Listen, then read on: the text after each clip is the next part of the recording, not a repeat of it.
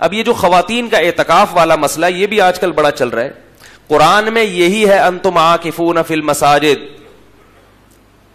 کہ اعتکاف کہاں ہوتا ہے؟ بولو بھائی, مسجد میں. تو اصل یہی ہے کہ اعتکاف چاہے مرد ہو یا عورت مسجد ہی میں ہے. باقی فقہائے حنفیہ میں نے جو عورت کو گھر میں اعتکاف کا حکم دیا اس کی بھی وہ بھی کالعدم نہیں ہے. اس کی وجہ یہ ہے کہ حضرت عائشہ رضی اللہ تعالیٰ عنہ فرماتی ہیں اگر نبی ہمارے زمانے کی عورتوں کو دیکھتے تو مسجد میں آنے سے روک دیتے, فتنہ ہوتا. بعض لوگ کہتے ہیں نبی نے روکا تو نہیں نا, یہ تو حضرت عائشہ کا خیال ہے. تو مقصد یہی تھا کہ زندہ ہوتے تو کر دیتے, یعنی مطلب یہ کہ نبی کی منشا یہی ہے کہ اب نہ آنے دیا جائے. کیوں؟ اس لیے کہ وہ خواتین ان احکام کی رعایت نہیں کریں گی جس کی رعایت نبی کے دور میں ہوا کرتی تھی. ایک حکم تو زندہ ہوگا اور شریعت کے درجنوں احکام کی دھجیاں اجڑیں گی. کیوں؟ حدیث میں آتا ہے کہ کننا متلفعات بمروطہن, خواتین ایسے لپٹ کے آیا کرتی تھی اور ایسے اندھیرے میں آیا کرتی تھی, لا یعرفن من الغلس, اندھیرے کی وجہ سے کوئی ان خواتین کو پہچان. آج جو خواتین آتی ہیں ان کو سب پہچانتے ہیں, کس کی بچی آ رہی ہے, کس کی بہن آ رہی ہے, کس کی مامی ہے, کس کی چاچی ہے, سب پتہ ہوتا ہے کون. اور برقعے دیکھو ان کے, ایسی چھمک چھلو بن کے آتی ہیں.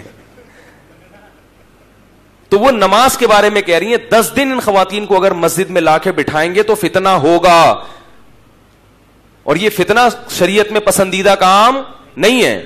رہا یہ مسئلہ کہ کہاں ہے قرآن و حدیث میں کہ فتنہ ہوگا, بھائی قرآن و حدیث میں نہیں, یہ مشاہدے سے ہے. تو میں اہل حدیث علماء کا بہت زیادہ احترام کے باوجود ان سے میں گزارش کرتا ہوں کہ کیا آپ کی مسجدوں میں خواتین کے مسجد میں بیٹھنے میں فتنہ نہیں ہوتا؟ آپ خود اپنے مسجدوں کی تحقیق کریں. 10 دن کے لیے جب خواتین مسجد میں آگے بیٹھتی ہیں کتنے واقعات ہیں فتنے کے, آنکھ مٹکے کے, معتکفین اور وہاں معتکفات کے آنکھ مٹکے چل رہے ہوتے ہیں. یہ مشاہدہ ہے, بہت مشکل ہے اس زمانے میں روکنا. پھر بھی میں کہتا ہوں کہ چونکہ منسوس ہے, لہٰذا اگر کوئی یہ کہتا ہے کہ نہیں ہم قرآن کی اسی آیت پر ہی عمل کریں گے تو ہم اس کو بھی غلط, بولو بھائی, نہیں کہہ سکتے. لیکن فقہائے حنفیہ پر بھی آپ طنز نہ کریں, ان کا مقصد پیٹ کی پوجا نہیں ہے یا محض چودراہٹ نہیں ہے. انہوں نے اس فتنے کو دیکھ کر عافیت اسی میں محسوس کی کہ عورت کو کہاں رکھ دیا جائے, گھر میں.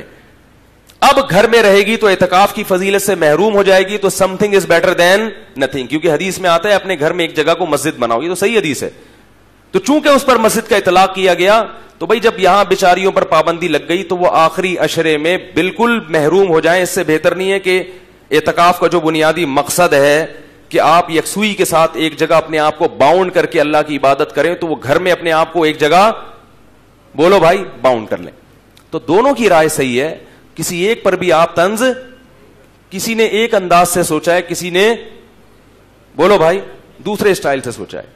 تو ہر آدمی کا تو اس میں, لیکن ٹی وی میں کیا ہوگا, ایسے توپیں چل رہی ہوں گی نا, یہ غلط ہے, دوسرا کہہ رہا ہوگا یہ غلط ہے. یہ فقہائے کرام کا طریقہ, یہ مسئلہ ہمیشہ سے کتابوں میں لکھا آ رہا ہے. فقہاء اس کو بڑے اعتدال سے بیان کرتے ہیں, کسی کی رائے اس طرف جا رہی ہے اور کسی کی رائے اس طرف. اسی طرح کوئی مسجد ایسی ہو جہاں مرد آتے ہی نہ ہو. بعض ایسی جیسے گھروں میں, مدرسے میں, ایک بنات کے مدرسے میں ایک الگ سے مسجد ہے, تو وہاں عورت کا مسجد میں بیٹھنے میں کوئی فتنہ نہیں ہے کیونکہ وہاں سب خواتین ہیں. تو وہاں پھر گھر میں نہیں بٹھایا جائے گا, کیونکہ اصل کیا ہے, اعتکاف کہاں ہوتا ہے, مسجد ہی میں ہوتا ہے. تو اس میں اہل حدیث کی رائے کو 100% غلط کہنا یہ بھی غلط ہے, کیونکہ اعتکاف کا جو اصل محل اللہ نے بتایا ہے وہ مسجد ہی بتایا ہے. سمجھ میں نہیں آ رہی میرا خیال ہے. تو کہنے کا مقصد ہے کہ جب ٹاک شوک اس طرح کی ہوتی ہے نا, تو اس میں اعتدال والی راہ جو ہمیں نظر آ رہا ہے, کوئی بھی فریق عام طور پر اعتدال کا شکار نہیں ہوتا. اس سے امت میں منافرت پھیلتی ہے, علماء سے بھی لوگ بدگمان ہوتے ہیں.